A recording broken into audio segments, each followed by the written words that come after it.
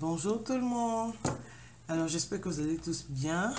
J'ai décidé de créer un ensemble de vidéos expliquant comment immigrer au Canada. Aujourd'hui, je vais expliquer comment immigrer au Canada à partir du Cameroun en tant qu'étudiant étranger. Mais cette vidéo peut aussi aider toute personne qui se trouve en Afrique et désirant faire des démarches pour arriver au Canada. Pourquoi je commence par le Cameroun? Parce que je me suis rendu compte qu'au Cameroun, beaucoup de personnes n'arrivent pas à trouver les informations nécessaires leur permettant d'arriver au Canada, particulièrement en tant qu'étudiant étranger. Donc aujourd'hui, je vais vous expliquer étape par étape comment vous pouvez faire pour arriver au Canada. Donc, mais avant de commencer la vidéo, je tiens à préciser que je ne suis pas une experte. Ce que je vais vous dire, c'est ce qui a marché pour moi, pour mes amis et pour ma famille. Donc, j'espère qu'en partageant mon expérience, j'arriverai à aider beaucoup d'entre vous et qu'à travers cette chaîne, beaucoup d'autres décideront de partager d'autres informations pertinentes qui pourront vous aider aussi. Et j'espère que nous arrivons à être solidaires et à nous entraider les uns les autres. Avant de commencer la vidéo, il est important que vous sachiez que les études au Canada coûtent extrêmement cher. Donc, c'est important que vous sachiez ça avant de vous embarquer dans l'aventure. La première chose à faire, si vous êtes sûr que vous aurez les moyens de payer vos études, c'est d'essayer d'obtenir une lettre d'admission dans un établissement reconnu au Canada. Il est important que l'établissement soit reconnu au Canada, sinon vous aurez les problèmes lors de votre demande. Alors, je mettrai en barre d'infos un lien qui vous conduira à la liste des établissements reconnus au Canada classés par ville. Donc, vous n'aurez qu'à choisir un établissement parmi ceux-là, selon la ville où vous voulez aller étudier, d'aller consulter leur site et de rassembler tous les documents qu'ils demandent pour une admission chez eux. Si vous cherchez les infos et que vous n'arrivez pas à les trouver, vous pouvez toujours leur écrire par mail pour leur demander tout ce qu'il faut et leur préciser évidemment que vous êtes au Cameroun. Maintenant, ils vous demanderont un certain nombre de documents, entre autres vos relevés de notes et tout ce qui va avec. Donc, certains établissements accepteront que vous leur scanniez au bulletin de notes, mais d'autres n'accepteront pas. Ils n'accepteront que dépendamment de chaque université. Ils vous diront comment constituer le dossier. Une fois que vous aurez tous les documents, comment faire pour leur envoyer si vous n'avez personne d'autre par qui passer? Je sais qu'il y a DHL. Il y a DHL un peu partout au Canada. Au Cameroun. Donc, vous pouvez passer par DHL. Je sais que quand tu envoies un courrier à DHL, le courrier arrive, je crois, les 2 jours ouvrables suivants avant le jour de l'envoi. Donc, vous pouvez passer par DHL, juste mettre tous les documents que l'école vous a demandé dans une enveloppe, écrire l'adresse sur l'enveloppe, bref, votre nom, l'adresse. Si vous ne savez pas comment faire, arrivez à DHL avec l'adresse, vous voyez un agent, vous lui dites que vous voulez envoyer, il vous dira où écrire votre nom et où écrire l'adresse. Je sais qu'avant, l'envoi d'un colis comme ça coûtait 31 000 en francs CFA. Donc maintenant, je ne sais plus, ça c'est à vous de vous renseigner à DHL. Vous vous rendez avec l'adresse de l'école, vous expliquez à l'agent que vous voulez envoyer. Ils vous diront comment mettre l'adresse sur l'enveloppe. L'école recevra la demande dans les 2 jours, recevra les documents dans les 2 jours suivants. Ce que je peux vous conseiller maintenant, c'est de ne pas postuler dans une seule école. Je vous conseille de postuler au moins dans 2 écoles. Au cas où une école ne vous accepte pas, une école pourra toujours vous accepter. Et ça que dans ces villes-là aussi, dans des villes reculées comme ça, vous avez plus de chances d'être accepté. Et l'école vous coûtera la moitié de ce que ça pourrait vous coûter à Montréal. Je sais que si vous allez à l'université de Sainte-Anne à Halifax, vous paierez 4 000 $ chaque session. Mais si vous décidez de venir dans une université comme l'université de Montréal, vous paierez 8 000 $ chaque session. Et si vous décidez d'aller à l'université de Colombie-Britannique, vous paierez 12 000 $ par session. Donc, à vous de choisir maintenant selon votre argent, si vous êtes capable de payer. Donc, réfléchissez bien à toutes les options que vous avez. Si vous êtes capable de payer vos études, tant mieux, vous pouvez venir à l'Université de Montréal, l'Université du Québec à Montréal. Il y a plein d'universités ici. Ou alors, si vous êtes anglophone, vous pouvez décider d'aller à Toronto pour étudier en anglais. Vous n'êtes pas forcément obligé d'aller dans une ville anglophone pour étudier en anglais. Vous pouvez décider de rester dans une ville francophone et étudier en anglais parce que ça va vous permettre d'améliorer votre français et vice-versa. Les francophones aussi peuvent décider d'aller étudier dans des villes en anglais et s'ils décident de faire ça, pour eux, ça leur revient moins cher et ça leur permet aussi d'augmenter le niveau. Non, si vous ne voulez pas faire de longues études, vous pouvez aussi décider de ne pas forcément aller dans une université, mais de faire des diplômes d'études professionnelles qui à la fin vous permettront de rester au Canada. Vous pouvez décider de faire excusez pour le bruit. Vous pouvez décider de faire des diplômes d'études professionnelles dans des trucs comme boucherie, carrelage, chaudonnerie. C'est sûr qu'à la fin, vous pouvez rester. Maintenant, si vous décidez de venir étudier au Canada en tant qu'étudiant étranger et que vous choisissez la province du Québec, il vous faudra un CAQ. Si vous choisissez toute autre province, vous n'en aurez pas besoin. Vous en aurez besoin si et seulement si vous choisissez la province du Québec. Alors, comment faire pour obtenir un CAQ? Si tu es au Cameroun, qu'est-ce qu'il te faudra? Il te faudra ta lettre d'admission. Donc, pour faire ton CAQ, tu es obligé d'attendre qu'une université te réponde. Tu ne peux pas faire ton CAQ si tu n'as pas encore eu de réponse. Donc, tu attends ta réponse. L'école t'enverra sûrement un mail avec une lettre comme quoi tu as été accepté dans leur école. Donc, il te faudra cette lettre. Il te faudra une photo format passeport derrière laquelle tu devras écrire ton nom et ton nom et ton âge, pas ton acte de naissance. Et il te faut, oui, les photocopies lisibles avec des renseignements personnels de ton passeport. C'est les 3 choses qu'il te faut. Mais je mettrai le lien en barre d'infos.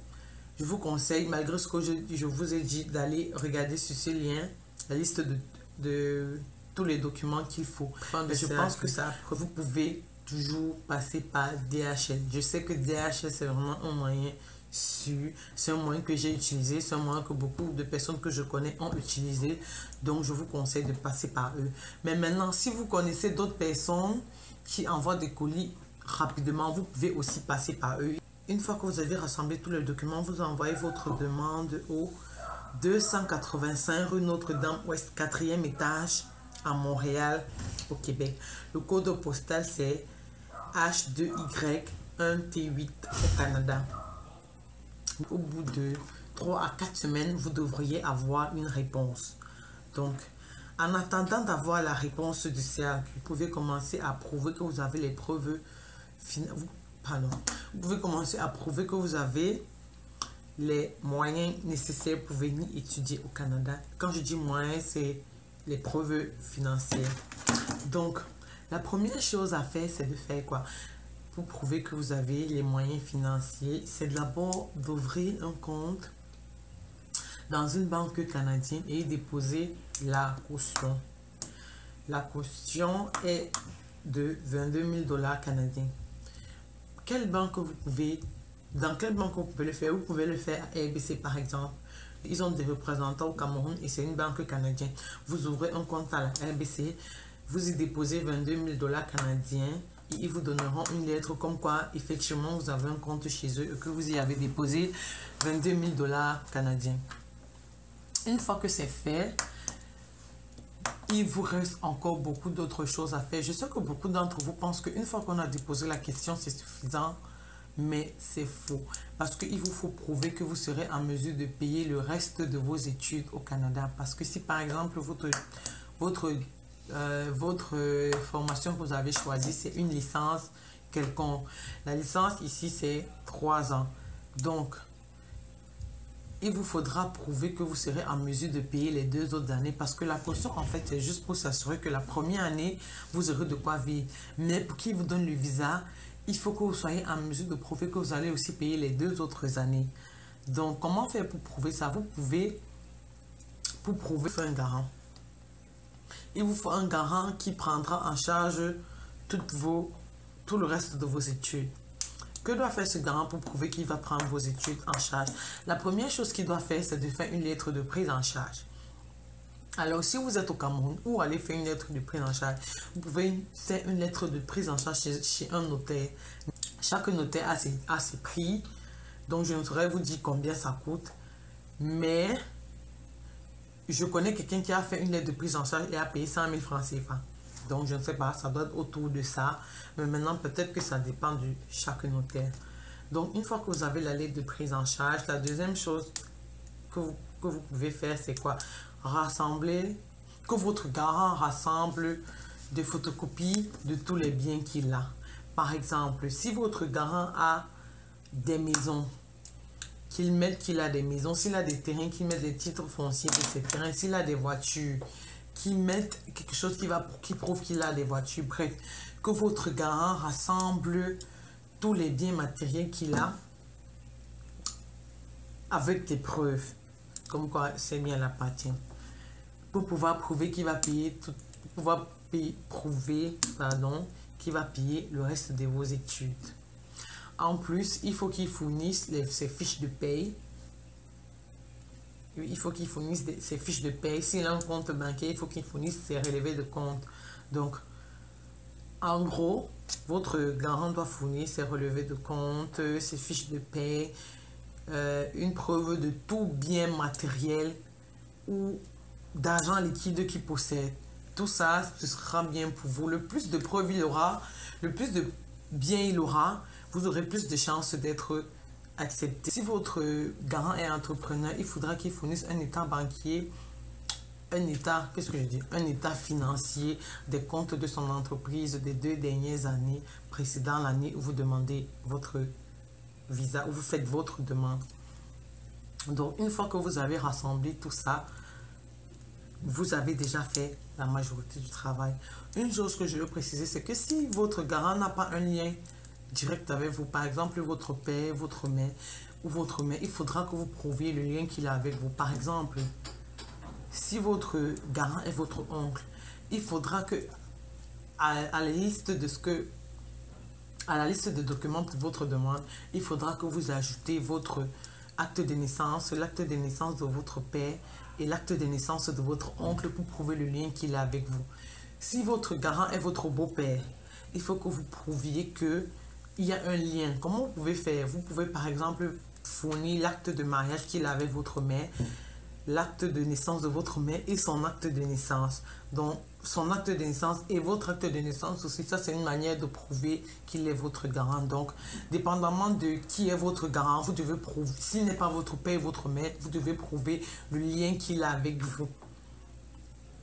Donc, une fois que vous avez rassemblé toutes les preuves financières et une fois que vous avez ouvert un compte bancaire dans lequel vous avez mis 22 000 $ canadiens, vous pouvez alors là aller payer les frais de votre demande à une banque, une fois de plus, canadienne. Je sais que si vous êtes à Douala, vous pouvez aller payer les frais de demande à la Standard Chartered Bank. À quoi? Je ne me souviens plus de combien c'était, mais c'est quand même toujours autour de 100 000 francs. Donc, je ne sais pas très bien, mais c'est autour de ça. Donc, vous allez payer à la banque, ils vous donneront un reçu et vous allez à l'ambassade. Vous n'avez pas besoin de prendre un rendez-vous pour aller à l'ambassade, parce que à l'ambassade du Canada, parce que là-bas, c'est juste suivant, tu prends une numéro et tu attends ton tour. Donc, en récapitulatif, si tu as ta lettre, si tu as ton CAQ pour ceux qui veulent étudier au Québec, sinon, tu n'en as pas besoin. Ensuite, tu as fait tes preuves financières, comme quoi tu avais un garant qui pouvait payer tes études et que tu avais un compte dans lequel il y avait 22 000 $ canadiens. Tout ce qui te reste à faire, c'est